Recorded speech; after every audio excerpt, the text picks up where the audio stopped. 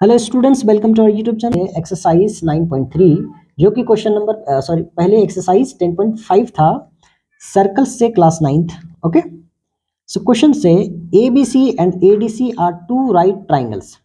So A B C और A D सी जो है दो राइट ट्राइंगल से, मतलब ये 90 डिग्री का एंगल यहाँ पे बना रहा है with common hypotenuse A C. तो ए सी एक कॉमन हाइपोटेन्यूस है।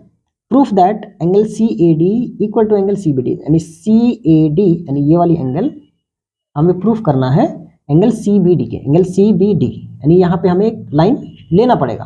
ठीक है, ओके। तो यहाँ पे मैं इसको अगर ज्वाइन कर दूँ, यहाँ पे थोड़ा सा इसको मैं ज्वाइन कर दूँ अगर, तो हमें ये वाली एंगल और ये वाली एंगल आपस में इक्वल शो करना पड़ेगा।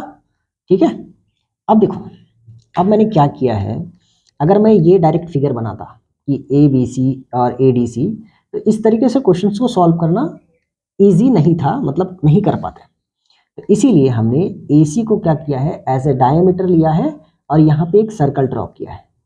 जब यहाँ पे एक सर्कल ड्रॉ किया है तो साइक्लिक क्वाड्रिलेटरल्स वाली जितनी भी प्रॉपर्टीज है सब एक्टिवेट हो जा रही है, इसलिए हमने यहाँ पे सर्कल ड्रॉ करा है।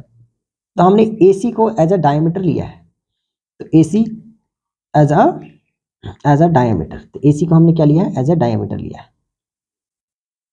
तो ए सी अगर एज अ डायमीटर है तो सेम सेगमेंट वाली एंगल्स क्या होती है, इक्वल होती है। तो angle A B C equal होगा एंगल ए डी बी के, क्योंकि ये 90 डिग्री भी है और इक्वल भी होगा इस रूल के थ्रू। सो यहाँ पे क्या होगा, angle A B C equal to angle A D B, sorry A D C equal to 90 degree. Angles in a semi circle is a right angle, और ये पहले से भी बोला है कि दो राइट एंगल ट्राइंगल्स। ठीक है, अब अगर मैं सी डी को एज ए कॉर्ड ले लूँ, कॉर्ड ही है सी डी ए बी, दोनों कॉर्ड्स हैं, तो हमें ये वाली एंगल और ये वाली एंगल पूछा है कि इक्वल करना है। ठीक है, तो अगर मुझे टू प्रूफ में लिखना है तो टू प्रूफ में क्या करना है कि angle C A D equal to angle C B D, हमें ये प्रूफ करना है। ठीक, प्रूफ में आते हैं। अब देखो, प्रूफ में अगर आएंगे तो C D as a chord ले लेते हैं कि C D as a chord, C D क्या है, एक कॉर्ड है। अब यहाँ पे बड़ी ध्यान से देखो, एक ही लाइन में क्वेश्चन शुरू।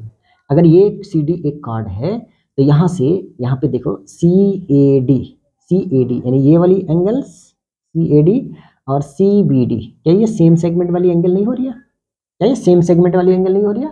क्योंकि सी डी से ही दोनों एंगल्स आया है। देखो ये वाली थ्योरी था ना, ऐसे करके अगर मैं यहाँ पे ले लेता हूँ सी डी, यहाँ पे अगर मैं ऐसे एंगल्स बनाता हूँ, ये वाली एंगल्स और ये वाली एंगल्स, ये वाली एंगल्स और ये वाली एंगल्स आपस में क्या होगी, इक्वल होगी, क्योंकि C D as a same segment, C D as a same segment. तो यहाँ पे मैं क्या लिख सकता हूँ, तो C D as a chord, तो मैं यहाँ पे लिख सकता हूँ angle C A D equal to angle C B D, angle C B D. और यही हमसे प्रूफ करने बोला था। यहाँ पे रीजन में लिख देंगे angles in the same segment. क्या लिख देंगे, angles in the same segment. Same segment वाली जो एंगल्स होती है वो आपस में क्या होगा, इक्वल होगा। ये रीजन लिख देंगे और यहाँ पे कर देंगे प्रूफ्ड। ये हो गया क्वेश्चन खत्म, question number 11। It is a very easy question. So I hope कि आपको समझ में आया है। मिलते हैं फिर नेक्स्ट पार्ट में, नेक्स्ट वीडियो में, तब तक के लिए बाय।